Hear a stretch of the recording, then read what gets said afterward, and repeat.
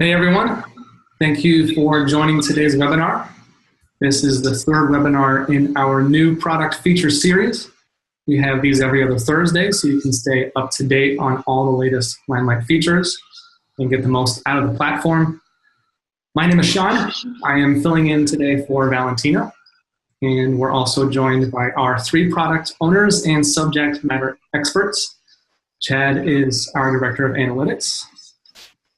We also have Logan, our systems integrations subject matter expert. He'll be going through the latest partnerships and integrations. And we also have Melissa, subscription billing subject matter expert, going through all the latest product, platform features, and updates. Now, before I hand it over to Chad, let's go through some housekeeping items. You'll see a Q&A button at the bottom of your screen. Please feel free at any time to ask a question. I'll be monitoring these questions and asking them live so everyone can hear the answer. And that's pretty much it. So, Chad, I will let you take it away. Okay. So today I've got quite a bit to cover, but I'll try to move it along. I've got 1 new dashboard, 2 new reports, and then 2 redesigned reports. So I'll start with the products dashboard, and just let me show you how to get to it. I've got them all open, but I'm going to go here and just show you how to get to it. So all the dashboards that I'll be covering today are in the operational section, the 2 dashboards, and then we'll go to the reports. But where we want to go is just click products, and you're going to see this products dashboard. Now, the reason why we created this dashboard was really with the goal to provide just product intelligence to you. So what you can do with this dashboard is you can basically tell which products sell more than others. You can tell where the traffic's coming from. And then you can know which regions of the country you're selling product in. So what you can use this dashboard for is, three items come to mind: product development, inventory management, and then strategy. So let's get into this just real quick. You can see upper left, you're going to see products sold by the SKU. You can see that. Then I've got products sold by traffic source. So if I wanted to, I can click. I've got quite a few SKUs in here, but what I can do is I can deselect SKUs, and it's going to start moving the chart around so that it makes more sense to me.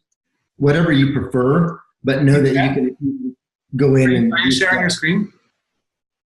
Oh, can you not see the screen? Not yet. Oh, sorry. Let me get. I must have lost it.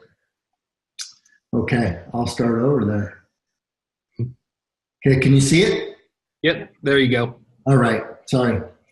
Okay, so what I've done here is on this left side, you can see product units sold. So by SKU, what's sold. And then you can, what I was just going over is you can click your SKUs here and remove them from the chart. And what you'll see is that the chart re-renders so that you can just focus on certain SKUs. I've got a lot of SKUs in the sales demo, so it doesn't help a lot, but you can see which products are being sold by what traffic source in here. The units sold in the past 6 months, you can see that. Again, you can deselect in here, and the chart will automatically re-render. Some of these SKUs don't have a lot of quantity to a lot of sales to them, but you can see the chart moving a little bit there. Whatever you prefer, you can isolate one SKU, you can isolate all your SKUs, group of SKUs, whatever you prefer. So then distribution by state, you're going to be able to see which states are you moving product in. Pretty straightforward. Again, this mentality of being able to capture, really be able to walk away with something actionable within 30 seconds is key here. And so every new dashboard that you see will follow that mantra. Now, we've got the table. We got a question. Are these live right now? Yeah. Are these rolled out yet? They are. Yep. All the dashboards and reports that I show you are live right now. So again, if you went to analytics and then you went back here and you go under operational and you click on products, you're gonna go to that new dashboard. All right, so that's that dashboard. I guess there's one other thing I'll point out. We added in your step 2 conversion rate or your take rate. And I hope I haven't gotten obviously any feedback yet because we just launched this yesterday. But I would love to hear feedback on anything. But in particular, I'm wondering about the step 2 take rate here. Hopefully that helps you. It's been a request that we've had quite a bit. So the next dashboard that I'll move on unless you've got other questions, Sean. The next dashboard is processing. And what we did here, this dashboard has been around for about a year, but we modified it so that it meets that 30-second rule. So you can look at this for 30 seconds and take away something.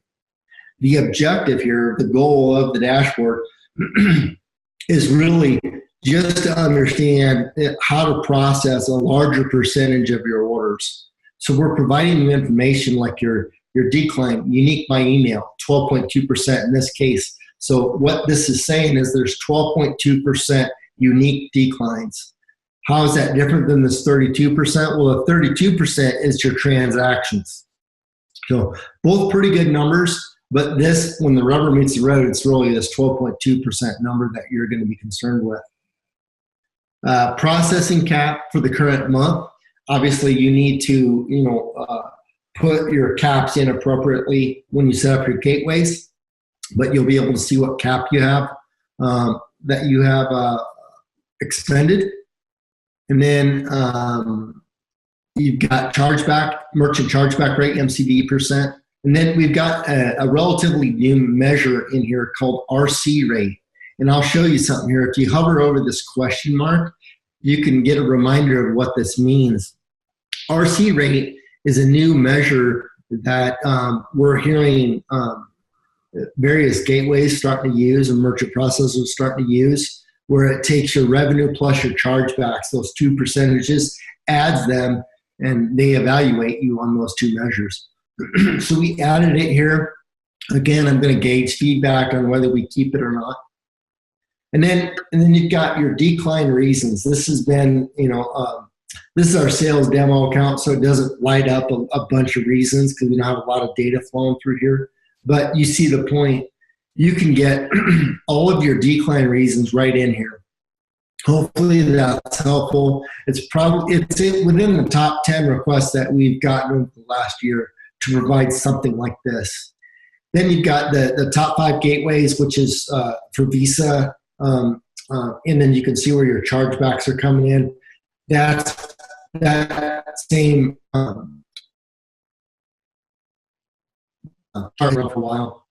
Then your decline reasons, and then billing rate by cycle. Again, that's been around for a while. And so, yeah, you can see your last 10 orders decline. There's a lot of information here. Billing rate by gateway. So hopefully you'll find that this new dashboard is helpful to you. We've had great feedback on processing, the processing dashboard in the past. We just hope that this dashboard is just a little bit better, a little bit more useful for you. The next dashboard is customer service. Again, this dashboard's on the newer side. We launched it about 4 months ago. And the purpose of this dashboard really is to allow you to evaluate your call center agents.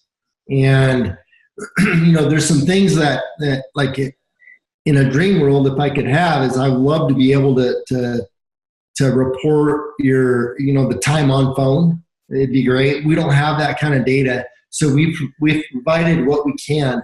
And so you can see in this case, like I can go down here and I can look at the top 10 agents by return count. I can look at the top 10 agents by order volume. And then I can look at, what products the agents are selling, what the orders are, customer service representative orders are by week. And then we've got just some totals for you to be able to look at. And that's only it's only reporting on your customer service agents. That it's not anything sent through the API. Okay, so then the bottom table here is just a table that we've put here so that if you do want to, you can download it and massage it in Excel, do whatever you need to with it to just produce the kind of reports that you want to produce. The next area, the next two reports I want to show you are actual reports. We've not launched a new report in quite a while. And so we've launched two yesterday. That's the coupon analysis and the gateway health, and you can get to them from here. So I'm showing you the coupon analysis report. Again, sales demo, so we don't have a ton of coupons in here. But if you can imagine if you had, 10, 20 coupons, you can just tell how much they're being used, how much you have in remaining, what promo codes are being used with them, this type of thing, what kind of discounts you're giving. So this dashboard this report has been requested for some time. It predates me on when people, were first started asking for this report. Now, this new report is the Gateway Health Report. I hope you like this one. The whole purpose of it is to help you better manage your gateways. So you'll be able to see things like your remaining cap and the percentage difference from last month. So what this shows me is that my remaining cap is 3.3 million, and that's up at this point from last month. It's up 37%. So I've got plenty of cap space that within 30 seconds I can take away that and feel good about it. I can see my top gateways for the month, for the current month. So it's pretty straightforward, and that's what I have to cover today. I don't know, Sean, do you have any questions? Oh yeah, I see the product dashboard question. So anything else though? Nothing rolling right now. Okay. So if there's nothing else, go to Logan.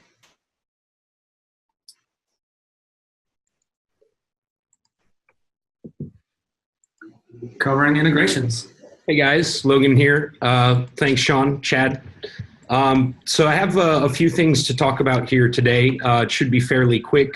These are some enhancements to some of our integrations and features that play well with some of our integrations. So to start, I'll be introducing only very briefly how Segments is integrated with two of our autoresponder providers, including MailChimp and ActiveCampaign. So that's very exciting. I'll only go over that very briefly because I think that Chad, Greg, and I have plans to do a follow-up webinar on that specifically. So I'll just be demonstrating on how to configure the autoresponder within the segment. The second thing that I have to share is a fraud risk filter at the prospect level. This is intended to be used with count and transaction select. And the idea is that, after you've processed transactions over time, count and transaction select are essentially filtering out risky transactions, resulting in prospect records being created instead of orders.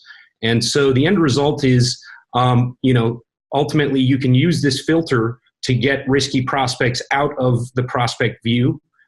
We've also added this transparency through API. So if you're integrated, let's say a call center is integrated and wants to filter out the risky prospects from count and transaction select, they're not following up with those risky prospects. The last thing that I have to demonstrate here is a new rule within our decline manager.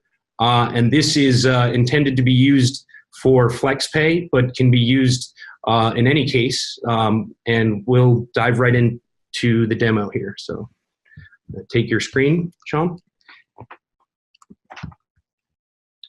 Okay, so to start, and let me move this out of the way here. So, all right. So at the top here, and I'm already on the page, but to get to segments, you'll go to Clients and Fulfillment, and down here under Marketing Tools, you'll see Segments. I've created a segment here at the top, and again, I don't want to go into too much detail about, how to build your segment or, how all of this works in the background, because we will go over that in a future webinar. But what I do want to show you, and I've built a very, very simple segment here. So, in the future, we'll be going over some of these, very powerful ways of honing in on your contacts, and including things like behavioral things like spending. And so the example I've created here is based on spending. I've called it high CLTV. And as you can see, I'm targeting my customers that have spent more than $500. What I'd like to demonstrate for you here is within the auto processing settings. If you open this out, you'll see a drop down here. And I've created a MailChimp profile, but again, you can also use this with ActiveCampaign. I'm going to go ahead and select that. And what's happening in the background here is we're actually pulling the lists that you have created within your MailChimp profile. And so what it's done is it's pulled back the one list that I have. And within that list, I don't currently have a segment. And you can go ahead and actually create a segment that will be named based on your segment name here in Limelight. So this is going to be incredibly powerful for targeting, whatever particular slice of the pie that you're trying to. And again, Greg and I will kind of fill you in on how to use these condition sets more powerfully to flow this data into your autoresponder. So moving on, I have the enhancement to the Decline Manager feature. This lives under Payment Decline Manager. And I have, let's see here, I'm going to go ahead and I'll just edit this bottom one here. So basically within here, when you're configuring FlexPay, you actually have this gateway dropdown. And just to kind of take a step back, Decline Manager allows for you to schedule reattempts after a decline happens to allow for decline salvage to go through. And so I'm going to just pick kind of an arbitrary gateway here. But the idea, and I did demonstrate this on our last webinar, this gateway dropdown is basically an override gateway. And it allows for you to select FlexPay, and this would be best practices for configuration of FlexPay, that you would set your FlexPay gateway up here. And the new rules that have been added are by gateway. And the reason why this is significant, especially for FlexPay, is it allows for you to keep your corps grouped together. So if you have if you have certain groupings of mids, this is the means of keeping those mids together. The rule, basically, these rules here are what determines which profile is used. So when a transaction comes in, let's say under, for instance, let's say gateway ID 195 here, it would select this particular profile and use, whatever settings you have within here. So you can use this without FlexPay, but, the rule is intended really for FlexPay and keeping your mids together in the proper groupings. So moving on here. The last thing that I have to show you, and unfortunately I'm kind of in the same situation that Chad was in, working in a demo environment, so I don't really have a record available to show you, but what I will show you here is this new filter.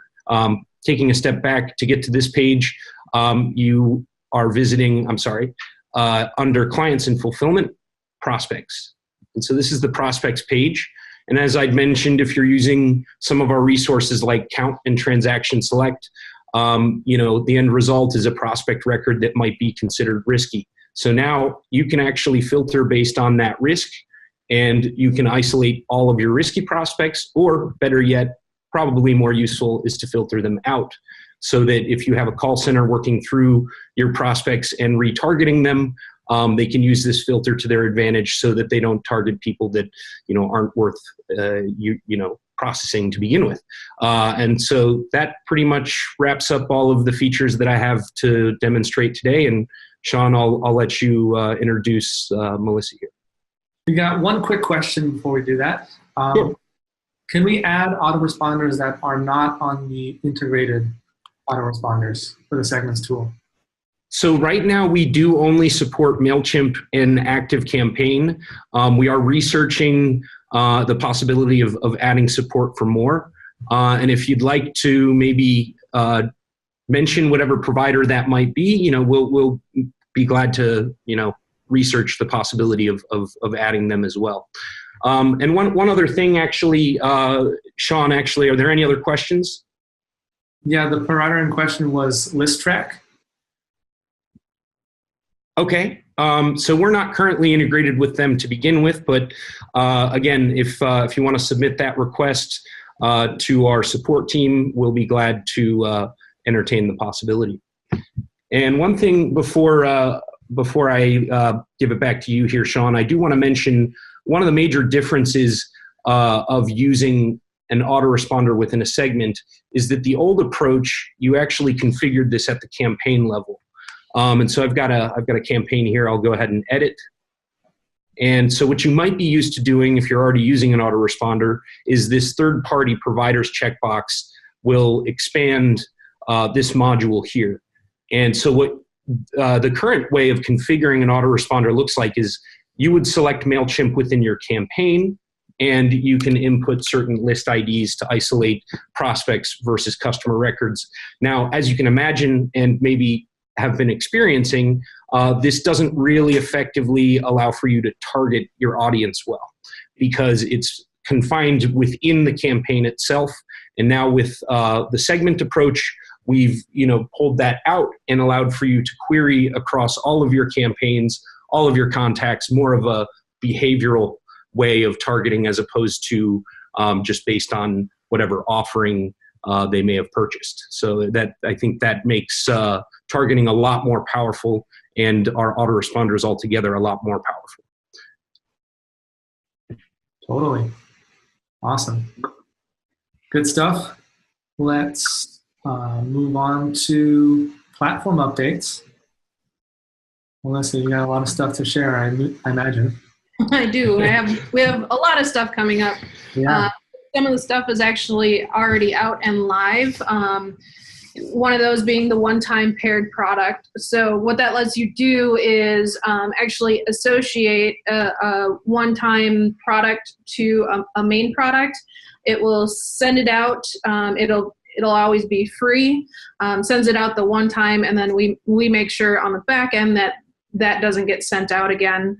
So you can send out some swag or promotional products. The nice thing about that is you don't actually have to create like a $0 product like you're kind of used to doing. You can actually use the one-time paired product as a main product or as that one-time paired product. The other thing that we have out in our beta form right now is product bundling. So with this, in conjunction with our billing models functionality, you're now able to build pre-built bundles or actually set up some custom bundles that would allow your customers to select their products within a bundle. So right now we do have that in our beta form. You can reach out to me, and Sean, I believe you can post my email there in the chat so that people can reach out to me, and we'll get a demo set up for you, a one-on-one demo set up for you on that. Also coming up, we are redesigning our platform. So we've refreshed our help center. That's actually out and live right now, and I'll show you that in just a little bit. Coming up next week, we're we've redesigned our navigation menu to make it easier, renamed a couple things, and did grouped a few of the menu items a little simpler so that things make a little more sense. We're also launching our enhanced UI design with modern colors and even a new Limelight logo. And then we also have a new user setup guide, which for our newer users to Limelight, it can be a little overwhelming when you get started. So we've kind of given you a guide on how to get started and how to launch your business really quickly. All right, so I will go ahead and share my screen and show you what we've been up to. So here is our new help center. So as you can see, the format's changed a little bit. We're trying to make it easier for you to find your articles right away. So we've added new buckets in here, new grouping for your articles. And we've also added a left-hand navigation menu. We're going to continue to refine these and group your articles a little more meaningful so that it just becomes easier for you to find. Also, we've added in here some activities for you.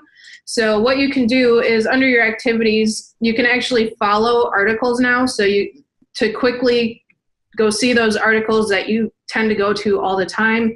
Also, if we do updates to the article, then you would actually see that when you're following them.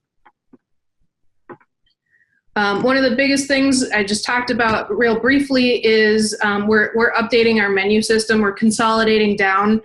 So we've actually put out a really great in-depth article for you to show you what everything looks like right now and what everything will change to. So as you can see, we have less menus up at the top, and we've changed our organization, and we've actually renamed a couple of things. So this article will really help you understand what those changes are and how to find the pages that you're looking for. Also, we've consolidated all of those little links that you usually see over on the right-hand side. So your Help Center link, the setup guide that I mentioned, and your chat and leave a message functionality is now under your Limelight user dropdown.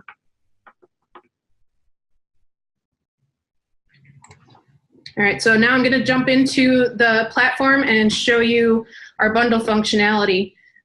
So with our bundles, like I mentioned, we have two types of bundles. We have the custom built bundle and then the pre-built bundle. So pre-built, what that is you are defining what products actually are offered in that, are sent out in that bundle.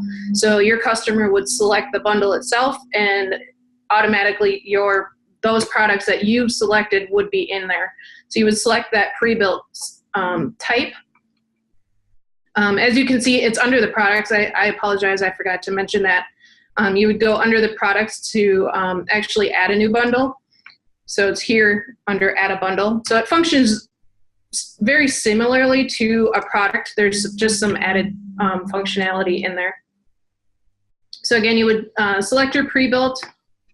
You can select a pricing model. So you can have a fixed rate, which is you define what that product or that bundle price is. You can have a per item. So that would fall under your custom built, and then you can use the product prices as they are as well. So I'll explain those a little more when we get into the custom.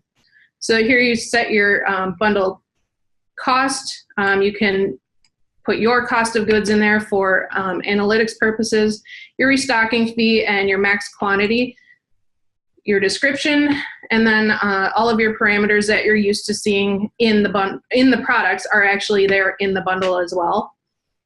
So then what you would do is select your products that you want to offer within that bundle, and it's your entire product book. So all you need to do is start typing, and you're going to see that right there. Simple as that, and then you hit save, and your bundle's ready to go. And again, this is like a product, so you're gonna treat it a lot like a product. So you're gonna add it to your offers like you do with your products now, and continue on like that.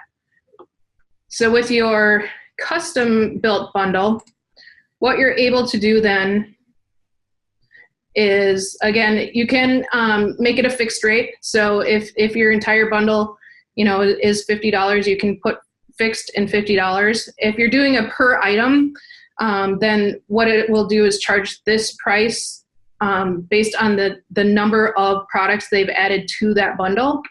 Or you can do a product price, which would take your regular defined product price and use that. Here, you would specify your max quantity, which is the maximum number of bundles that a customer can order, and then the max item. So this is the maximum number of products that your customer can add to that bundle. Again, all of your parameters and delivery are exactly like what you're used to seeing, and then you would select your products in your bundle. So here, the way I have this one set up, my customer would only be able to add 3 of these SKUs. Any questions on that one, Sean, before I move to the one-time paired product? No questions right now. I think we're safe to move on. Great. So the one-time paired product, again, what that lets you do is add something to your packaging, whether it's swag or a sample, things like that. It is a one-time product that's sent out the first time that your customer actually purchases the main product. So once they've purchased that main product, if it's recurring or if they do a second straight sale, they actually would not get that paired product a second time. The paired product always assumes a $0, so it's free to your customer. This, again, is your entire product book. So if you have this one set up as if you have this product 109 set up as a main product as well, you don't have to create 2 products to have that $0 one-time product. We will override it with the $0.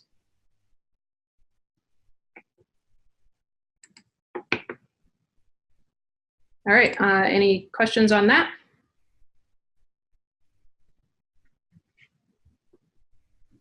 No questions so far. Feel free, guys, to ask anything if you have any questions, please. There's a Q&A button at the bottom, and you can just ask away.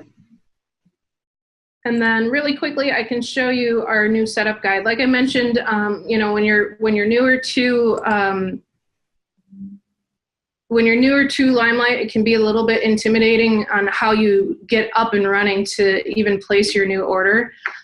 So this guide will show you sort of the steps you need to take in order to place that first order to start testing your campaigns out. So that guide is there.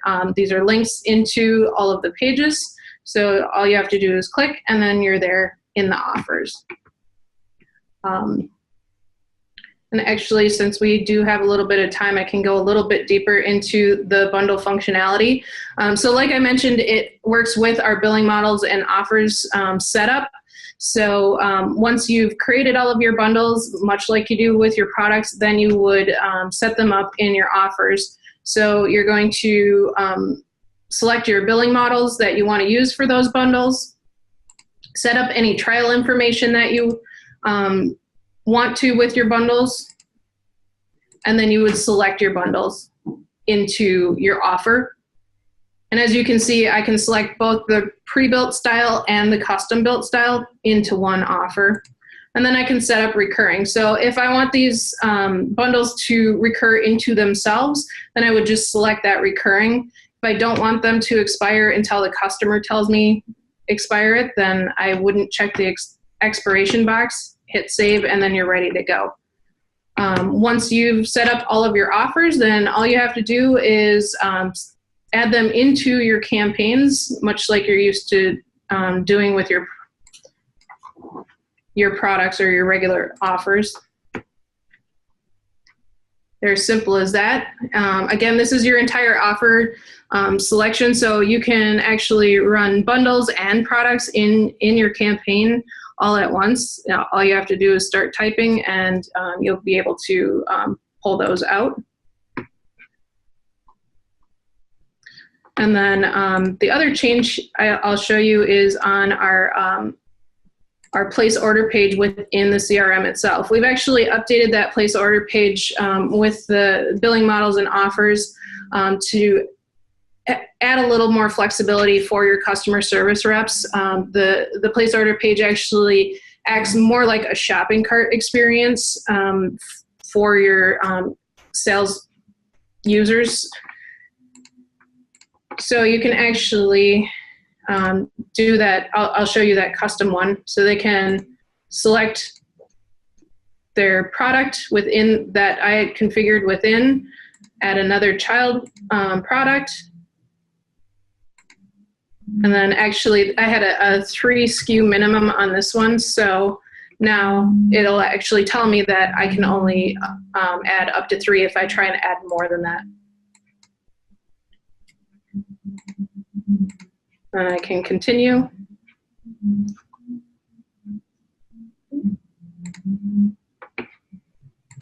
And again, it'll show you when you've hit your maximum of 3, and then the rest of the place order page is actually what you're used to seeing.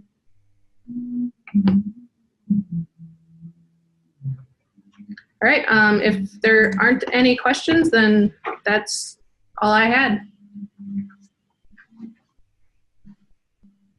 Great stuff, Melissa. Love it. So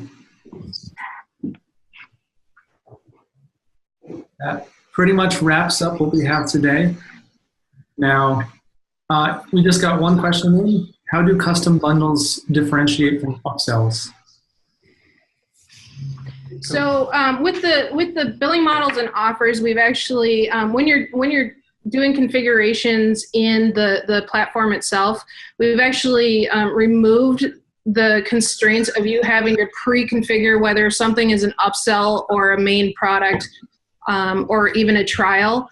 That is all done at the time of purchase. So through our APIs, that's where you're defining whether something is a main product or not. So you don't actually have to do it while you're configuring those bundles anymore. All right, so we do this every other Thursday. I'll leave the Q&A open for a few minutes, but we did cover a lot today. And I will be posting this webinar on YouTube and sending out the link to all the attendees and to everyone else so that you guys can rewatch sections if you need to. I do think there's a few webinars that are going to be specific to certain updates that we'll be emailing you about too, so look out for those. But again, a lot of stuff going on. One other quick question. When will billing models and offers be rolled out to us? Is that? Yeah, so they're actually in our beta phase right now. If you're interested in getting them turned on, you can reach out directly to me, and I can work with you. I'll do a quick one-on-one walkthrough, just so in case you have any specific questions before we turn it on, and then I can actually turn it on for you at any time. Cool, and I'll make sure to, in the email after this, put your email so anyone can reach out for that as well.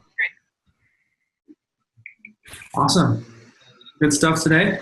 Thank you. So Sean, one thing I didn't mention, and it would have been a perfect segue now that I'm looking at the summary here. The segments module will be enhancing that to also include that fraud filter. So in the future, when you're targeting, let's say, prospects to try and convert them more effectively, that filter will be there as well. That's really cool. All the things together. Sweet. Thank you, everyone. Chad, Logan, Melissa, this has been fun. Thank you. We will see you again 2 Thursdays from today.